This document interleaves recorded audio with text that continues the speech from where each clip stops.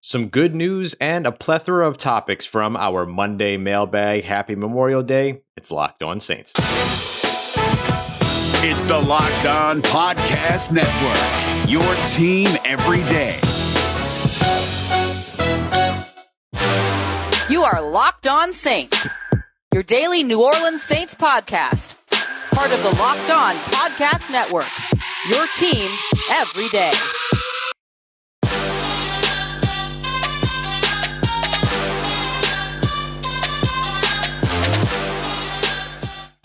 What is good, Who Dat Nation and Who Dat family? Welcome into this Memorial Day episode of Locked On Saints, part of the Locked On Podcast Network, your team every day, whether you're listening on your favorite podcast provider or watching on YouTube. Remember that we're here with you every single Monday through Friday, 5 days a week, covering your New Orleans Saints. Today's episode is brought to you by Rock Auto. Amazing selection, reliably low prices, and all the parts your car will ever need. Visit rockauto.com and don't forget to let them know that Locked On sent you. On today's episode, I've got some news that I want to share personally with all of you to kick off the episode. Then we're going to get into our Monday mailbag for the rest of the show. We're going to take it easy today for Memorial Day. We're going to answer a bunch of questions. So we're going to talk about a potential Ryan Ramczyk extension. We're going to talk about how long a leash might be on a struggling new starting quarterback next season. We're going to talk camp battles, and I'll also give you my top 5 offensive coaches in the NFL today. All of that, and of course, much more. As always, I'm your host, Ross Jackson, at Ross Jackson Nola on Twitter, now co-managing editor over at CanalStreetChronicles.com, and your Tuesday co-host over at the National Locked On NFL podcast. We got all that and a little bit of lagniappe for you on today's episode of Locked On Saints, your team every day. And that's kind of where I want to start off with today's episode. You heard a new title for me over at Canal Street Chronicles. That is co-managing editor. So now myself and Chris Dunnell splitting the managing editor responsibilities, which means that I have a much larger role over at CanalStreetChronicles.com now. Of course, the SB Nation site that covers the New Orleans Saints, and I've been writing with a little bit over a year now. I want to be very, very clear that this does not affect anything that I'm doing here with Locked On. Still here with you every single Monday through Friday, 5 days a week, aside from, a couple of days here and there during the off season where I might just want a little bit of extra rest. But we're not taking it today on the holiday of Memorial Day, which probably would have been maybe a smarter decision, but that's okay. I enjoy very much being here with everybody and having that new role, that expanded responsibility, let me say, over at Canal Street Chronicles is not something that's going to cut into anything that I'm doing here. In fact, hopefully it bolsters it. It strengthens it. It makes it a little bit more, it advances me a little bit in terms of what I'm able to provide here on the show and what I'll have access to and things like that. So the thing that I want to share the most, though, is that I know that there are a lot of aspiring podcasters and writers that listen to this show and that write to me every now and then and say, hey, how do I do what you do? And things like that. And first of all, let me be very, very clear that never a day goes on without me considering how fortunate I am. And that's why I try to make sure that I do this show justice, right? Because there are countless people out there that want to do something like this. And here I am, the one fortunate enough to do it, which means I have to put my full self into it, right? I have to do it justice, and I have to do all of you justice for taking the time to listen, to support, to interact, to write, all the things that you all do to make this such an enjoyable opportunity and such an enjoyable job and career, honestly. And so I want to start by sort of talking a little bit about how I did get to this point without getting too mushy gushy or anything like that. We're going to get to the Saints stuff, you know what I mean? But I do want to talk a little bit about this because this is a huge opportunity here, because 4 years ago, I started writing back in 2017 with a website that we created, myself and a couple of folks, including now lifelong friend Tyler McClatchy, who wrote into the New Orleans Saints subreddit over on Reddit and said, hey, would anybody be interested in writing for a website that I'm starting, like a blog that I'm starting? And I said, yeah. And I dove into it. Now, I had written some things before that in terms of, writing about the Saints and stuff like that, but never publicly. It was only stuff that I kind of wrote on my own and that I kind of had stored away in a hard drive somewhere that no one would ever find and everything. And then all of a sudden there I was writing, this piece about how my story aligned with the sort of resurrection and rebirth of the New Orleans Saints franchise post Katrina and everything, myself being a New Orleans native and going through that and coming up from that, much like the franchise did. And it's just a really kind of remarkable experience to have started there and now get to this point where I'm doing a daily show. I'm now the co-managing editor for, one of the biggest sites that covers the team, one of the biggest blogs that covers the team and everything. And I'm working with people that I've idolized for a long time as writers, people like Nick Underhill and Amy Just and Kat Terrell and Larry Holder and so many others. And I get to talk to them, right? I had Luke Johnson on the show last week, who's a guy that I've looked up to for years now. And so it's an incredible thing. And so I'm so excited to be able to, step into this new role and everything. And my advice to people when people ask me like, what did I do and how do I do what you're doing and things like that is like, just go, because that's always been my thing, is to have that one speed, right? And that one speed is always go. And that has always been a part of the personality that I try to bring to this. I'm always trying to be on 10 because I'm having fun. You know what I mean? I'm doing what I love. And so I'm very grateful for that. So I'm excited about what, I get to help to bring to Canal Street Chronicles and what that continues to bring back to this show, as well as all these things reciprocate and work together and all. And, my emphasis right now is how do we, increase accessibility, representation, and community within the site and all. And something I very much try to do here too. I try to keep this show accessible. I try to keep this show representative of a bunch of different voices. So you're not just hearing me, even though you hear me for the most part, and also representative of your opinions and your thoughts and your questions as well, which the rest of this show is geared towards what you told me you wanted to hear. And so that's what we're going to be talking about through the rest of the show. But then also community, right? Building that and making sure that, it's something that reflects the desires of the fan base, which is something I've always been really stern about with this show, is that this show is not my show. This show is our show, right? It's just as much about what all of you want to hear about, what all of you want to know about, as it is, with me sitting here with the microphone, right? So big thank you to Chris Donalds for giving me the opportunity, for Jenna Kelly for making the opportunity available over with SB Nation as well. Somebody that's affected me in ways that she has no idea in terms of, my writing and everything like that. So big shout out to her, big shout out to the team over at Canal Street Chronicles. And of course, a big thank you to all of you because, and I say this all the time, I couldn't do this and I would never want to do this without all of you. And it's your support, your, tuning in, your reading, your sharing, all those things that have helped to, continue to push me and everything. So a big thank you to all of you. Now, we'll get to the Saints stuff, but thank you for indulging me for just a moment as we open up this Memorial Day episode, and happy Memorial Day to everybody. Big thank you to anybody that's listening that has served. And, as we remember those who paid the ultimate sacrifice throughout today, big thank you to everybody who has taken the time to tune in. But we're going to get to your questions now from the Locked On Saints Facebook group, as well as Twitter, with what it is that you wanted to hear about in this Memorial Day mailbag. Going to take it easy today a little bit, but we got some big topics that we're going to talk about. We'll pick it up here in just a moment, talking about Ryan Ramczyk and a potential extension for him, as well as a guy like Marcus Williams as well, who's due for one. We'll see what Mickey Loomis had to say about that potential here just about a week or so ago. We got that coming up for you as we continue on with today's episode of Locked On Saints, part of Locked On Podcast Network, your team every day. Hey, who doesn't want instant gratification, right? No need to wait for any type of satisfaction when it comes to Credit Karma money. This is actually pretty cool. You can win cash reimbursements for debit purchases. So this all is a part of Credit Karma and their Credit Karma money program, which is a brand new checking account where you can win cash reimbursements just for making purchases. Here's how it works. You pay with a debit card, and then if you win, you're going to be notified on the spot, and your instant karma cash, as they call it, will be added to your spend account. So then that's money that comes back to you that you can use again later on. Credit Karma Money has already given away over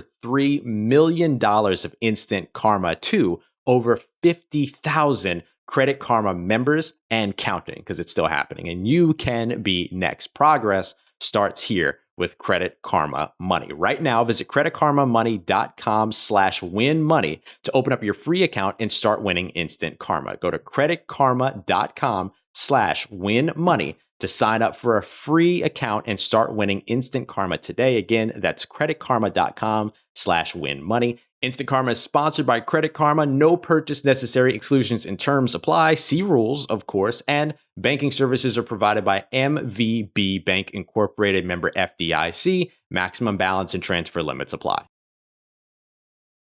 Once again, a big thank you to everybody for being here with us, whether you're tuning in via your favorite podcast app or you're watching on YouTube. Keep in mind that you can do one or the other as well. Just search Locked on Saints wherever you prefer. So we're going to get to a couple of questions here to get us started with today's episode. I'm going to switch this up a little bit over on the display side for those watching on video. Your name's more important than my names for right now as we go ahead and get through your questions, and I'll answer a few of the questions that have come from you. One of the first things that I want to get to, though, is I've had a couple of people that have tagged me on Twitter asking me if I can confirm some news around the New Orleans Saints working on a Ryan Ramczyk extension. To that effect specifically, no, I can't. But what I can say is that since back on like March 6th, I believe, Ian Rappaport put out a big, notice or, one of the videos that they chop up from his appearances on Total Access and stuff like that about how the Saints are intent upon extending either or, right? Or let me say either or both Marshawn Lattimore and Ryan Ramczyk. Now, this is before Marshawn Lattimore's offseason arrest, so we'll see how that all plays into it. But it's no mystery that the New Orleans Saints have been interested in extending Ryan Ramczyk, at least in particular. That news broke back in March. Then you can also look back just about a week ago to Mickey Loomis and what he had to say during the Saints Hall of Fame golf outing when he was asked about whether or not they were working on an extension for Marcus Williams. And then Cat Terrell followed up and basically asked, are you working on extensions for anybody? Like, how is this process going? And basically what it is that Mickey Loomis said is, we've got some talks in progress with some guys. Classic Mickey Loomis, right? Classic Mickey Loomis in terms of how he responds to that. But he also was asked about a timeline because Cat Terrell is very good at her job. And he basically said, look, I'd love for this to be done tomorrow, which of course was a little bit over a week ago now. But of course, there's two sides to this. So the question about whether or not they're working on an extension with Ryan Ramczyk, and can I confirm that? No, I can't confirm that. But would it make sense? Yeah, of course. Of course they want to do it because they also want to create cap space.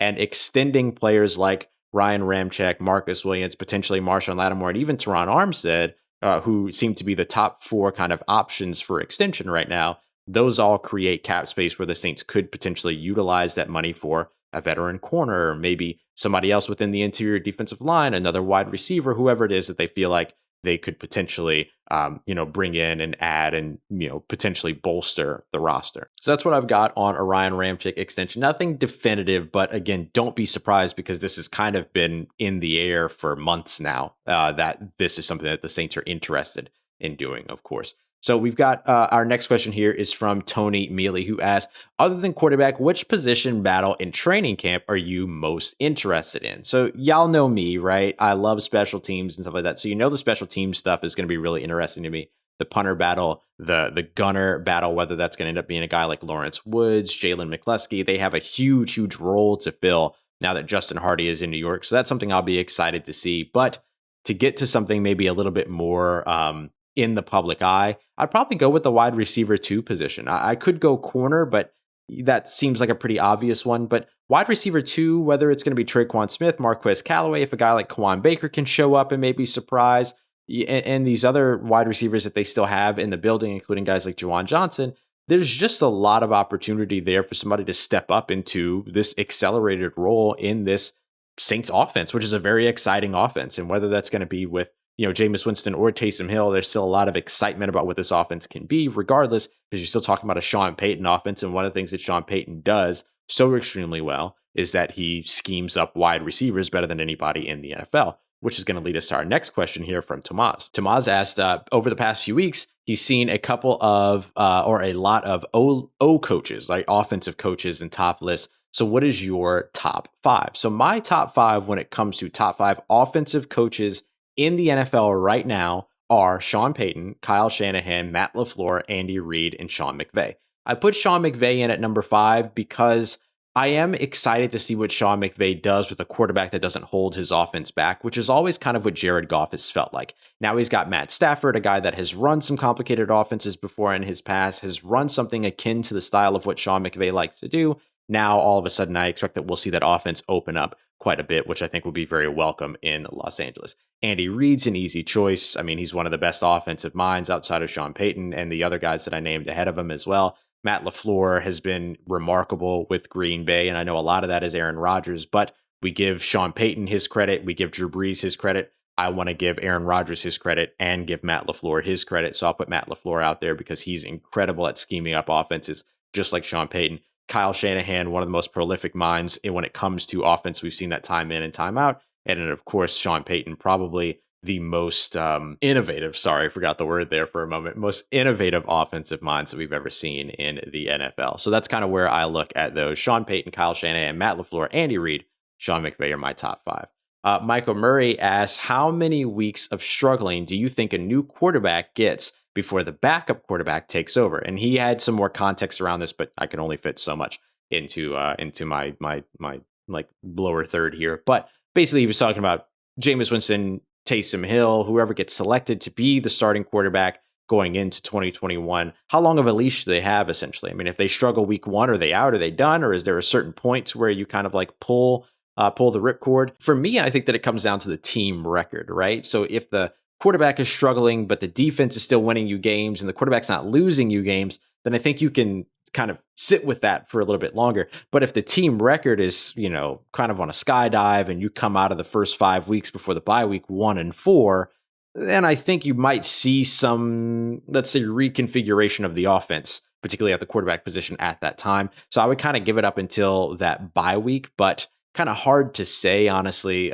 because we know that this team has also been very loyal to their quarterback. So at the same time, wouldn't be surprised for them to say, this is our guy and we're going to stick with him. Anytime that you look at NFL franchises changing quarterbacks midseason, it never really works out, right? You look at Carson Wentz and Jalen Hurts last year. You look at the shift from Eli Manning to Daniel Jones. You look at all of the kind of shuffling between Ryan Fitzpatrick and Jameis Winston that happened in Tampa. It just doesn't work. You look at the situation in Washington last year, it doesn't work. And so I think that sticking with the same quarterback works a little bit better than a shift or a change at some point during the season. So I think whoever wins does get some loyalty there. But if there is going to be a point at which you say, we're going to make a change here, it would be early on in the season after that bye week, I would imagine, if the team isn't performing well early. All right, and let's wrap up this segment with a fun question here. This one comes from Brian Mitchell, who's got a couple of fun questions that we'll go through. Where you're on a houseboat for a week with 4 current Saints players or coaches, who's joining you and why? So here's my list of 4 Saints players or coaches that are joining me on a houseboat. Sean Payton, because I just think that like Sean Payton a week out at sea, probably a really fun guy to be around and some great conversation stories to be had there. Demario Davis is just somebody that I feel like I would have great conversations with no matter what and would love to and would be okay spending a week with, right? Because there's that thing too, like you have friends, but then you have friends that you would go on a road trip with. And those two groups tend to have some exclusions from one another, right? And Demario Davis feels like one of those guys that like I could be around for a week. Same thing for Cam Jordan. He does a little bit of everything. He cooks, I cook, we would have a good time. Video games, all that other stuff, like that would be great with Cam Jordan. Kind of the same thing with Alvin Kamara, who I think would just be a blast to be around as well. So if I'm going to be not stranded, but if I'm going to be on a houseboat for a week and have the opportunity to like go out, go fishing, things like that, these are all guys that I feel like would be game to do all of those things and whatever, but then also would just be a ton of fun to be around, learn from, and pick brains for a week. All right, so we have a couple more questions that we're going to get to wrap up the show here in just a moment. We're going to talk about Richard Sherman or Bashaud Breeland. We'll also talk a little bit about who is a player that I'm glad that the Saints didn't make a move for this offseason, whether it be in the draft or otherwise. So we'll continue on with all of that as we continue with today's episode of Locked On Saints, part of Locked On Podcast Network, your team every day. Maybe the only thing I love talking about as much as football and the New Orleans Saints is Built Bars, right? It's got to be the Built Bars. I love Built Bars. We love Built Bars. And there's 9 delicious flavors that you can take advantage of right now over at BuiltBar.com, as well as limited edition flavors that are constantly updated on the site as well. Coconut, coconut almond, mint brownie, salted caramel, tons of flavors for you to choose from, all covered in 100% chocolate. I know what you're thinking. Yo, that's a lot of sugar. But with these Built Bars, because they have found the way to craft the perfect protein bar, one that tastes like a candy bar, but doesn't carry the same sugar and carbs and grams of fat or anything like that. You get 17, 18 grams of protein, but only 4 or 5 grams of net carbs, 4 or 5 grams of sugar. These are phenomenal. So go and check them out and get your box, whether you want to do a sample box where you get a bunch, or you could do a build your own and pick up the 3 flavors as well. You can check them out over at builtbar.com. And when you do, don't forget to use the promo code LOCKED15, LOCKED15. Use the numerals LOCKED15 over at builtbar.com to get 15% off. That's LOCKED15 for 15% off at builtbar.com. Let's get it. Who Dat Nation, wrapping up today's episode of Locked On Saints, getting to your questions here from the Locked On Saints Facebook group as well as from Twitter. You can always join the Locked On Saints Facebook group if you're interested at facebook.com/groups/Locked On Saints. Just request to join and we'll get you in. Or you can always hit me up on Twitter at Ross Jackson Nola. And of course, if you're watching on YouTube, you can always drop questions below in the comment section as well, and I can save those for Mailbag Monday. Just let me know that that's what you want to do. Otherwise, I'm just like writing back to you. I try to interact with everybody that takes the time to comment and everything like that. So let me know that you want something for Mailbag Monday and put it down there. So let's start off here with Fernando Albino, who comes through with a great question, talking about the cornerback 2 position. And, you know, I've done my work so far on Paulson Adebo, taking a look at what it is that he has to do to become the starting corner. I think that was in Wednesday's episode last week. So if you haven't heard that, feel free to go and check that out and what it could potentially look like with him as a starting corner the week before that as well. So I'm really interested in what could potentially happen with Paulson Adebo.